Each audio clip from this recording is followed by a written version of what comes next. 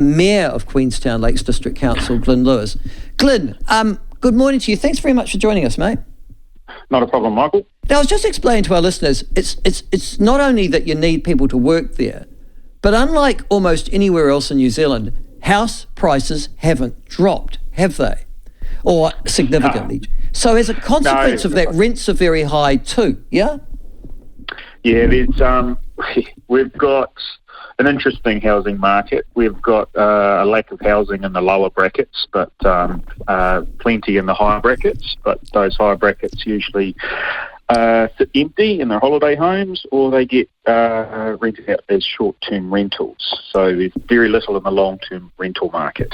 So it's not just that you've got a lack of rental accommodation for all the workers who want to work in Queenstown, but also we're hearing reports, and you would have heard as well, of workers coming to New Zealand getting ripped off by rapacious employers in Queenstown and in the locales, not paying people what they'd agreed to pay and all that sort of stuff as well. Are you getting those sorts of reports coming into your council as well? Yeah, so from the Citizens Advice Bureau, we keep in contact with them on a probably bi-weekly basis, so I get the feedback from the officers. But yeah, it's a bit disturbing when you hear reports like that. But I'll say that by far the majority of employers here follow the rules and they are good employers. You just get these bad apples that seem to want to tarnish the industry and tarnish the district a bit. So a little bit annoyed at that. What sort of industries are we talking about here, Glyn? Are there particular problems in particular parts of your economy? So the ones that was obviously being brought out into the press were cleaning jobs. So so manual service type industry type jobs, and it looks like there's been a change of employer. So you wonder if that accredited employer scheme, if it sits with the business or with the individual. So obviously whoever's bought the new business has got the accredited employer scheme. So you'd think that the government would recheck the employer, but no, it hasn't happened. So explain to me the accredited employer scheme. If I'm an accredited employer, I can bring people into this country with work permits? Yes, on the proviso you guarantee them a certain amount of hours and a certain level of pay, which is above the living wage. So it's not low paid. It's I think from memory it was like $29 an hour. Oh, okay, yeah. So it's a decent level. Anywhere in the country, you still have to save your pennies if you're living in Queenstown due to the cost of living here.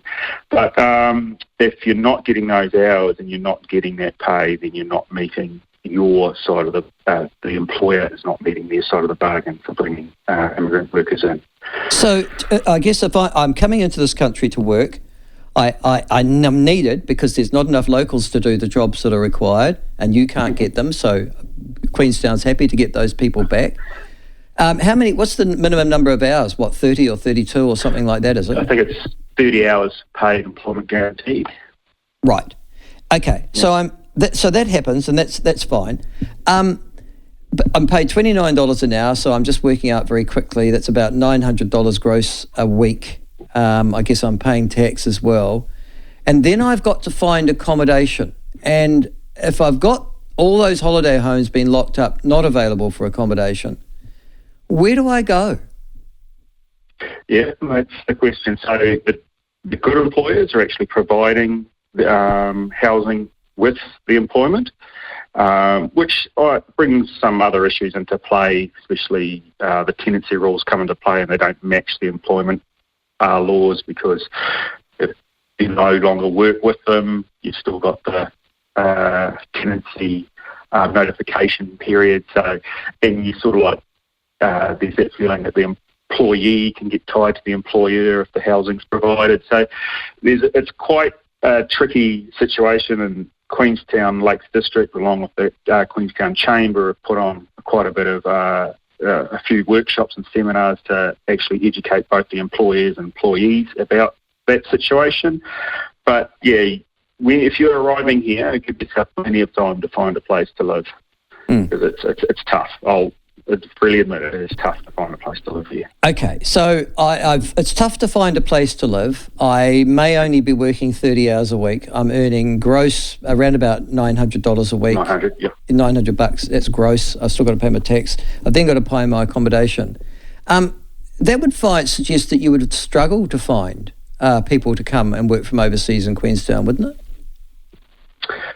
Yes and no. It just, like I said, if the employer's providing the accommodation, that helps tremendously. And if you were looking to come here, that you'd be looking for an employer that does that. And a lot of them are, like you mentioned, the ski industry is doing that, and other tourism operators are doing it because the market has obviously forced them to do that. So it just takes a while. But I get the feeling that some employers that don't live within the district, they just see numbers on a spreadsheet, probably don't understand the situation that their workers are facing. So I think there's probably a little bit more work that we might have to do on that side of more education. But if you're looking to find a place, you probably house sharing this point, and I'm starting to see reports now of house sharing where there is a lot of individuals within one house. Right. Now take me to this next part though. Queenstown's really odd in another way, and that is that a lot of your tourism industries are actually owned by companies, as you've sort of alluded to, that don't reside there, indeed are actually established and run from overseas, Glyn. Is that, do you think, one of the reasons there's a lack of empathy with the plight of those more vulnerable in your community? Well, yes and no. So if you look at, say, Skyline, NZ Ski, Real NZ, they're locally owned and they're businesses where they've been established by people from Queenstown, Southland and the Otago district. So they've got their finger on the pulse and they actually do have a social conscience. I'll put that at that. They're really good. Yep. But I'd say when you look at those service industries where you've got people probably outside, they're probably only employing like 10 to 15 or 20, those small to medium type enterprises where the people are outside. I'd probably suggest there might be an issue there where you're right, they just look at the numbers on a spreadsheet. They want their little profit at the end of the tax year. Well, let's also be quite clear about this too. There are a number of Chinese companies or based companies that have outlets. There's a whole distribution change in terms of tourism tours and stuff like that. Are they part of the problem? Have you noticed? So issues like that, we're actually starting to really look at that under our destination management plan. We call that economic leakage. We want the money that is spent here in the district in wider Otago region to stay in Otago in the district. So there's a project that both Queenstown Lakes District, the Regional Tourism Operator organisation, so D2, Destination Queenstown and Lakes Wanaka Tourism, are trying to find ways of managing that economic leakage, because that is a big issue here. A lot of the money that gets spent here, it doesn't stay here, it goes overseas or offshore. So that we're definitely looking at. Yeah, and but there's nothing much you can do about that, is there, at the end of the day? If they run overseas, if the Chinese are particularly, they're almost hermetically sealed in terms of how their tourism operations work. There's not a lot of leverage you can really bring, is there? Yeah, well, we're not sure yet. We're just starting to probably scratch the surface on it, and we might be able to find ways. It hasn't actually been looked at before. So a little bit too early to say, well, you can't, but we're hopeful that we'll actually find some ways of doing it. And it means, again, talking with government as well. And I've brought this up as well, especially with overseas travel agencies. They take 30%, I think, of hotel bookings. So, yeah, okay. I understand what you're saying. Next issue. Your predecessor was very strong on the bed tax. And I think there was a referendum from memory in Queenstown, in which so are your local population. There's good community support for that concept. How far away are we from that to create the infrastructure that's required for the tourism industry? Okay, so the big tax at a conservative estimate would be 200 million a over year? 10 years. Over 10 years. 200 million over 10 years, just to get it started. Yeah. So if we don't get it, that's 200 million that the ratepayers will probably have to pick up. And fundamentally, if overseas tourism can pay for needed infrastructure, it's a good thing. Where we're at, I think at an officer level, so with us in MB, so the Ministry of Business, with Innovation and Employment, they're all ready to go. It's now a political decision for the central government politicians. I think on one side, they talk about goose and killing the goose. I think that's just an inane comment, because Queenstown, as you said, is the jewel of tourism here.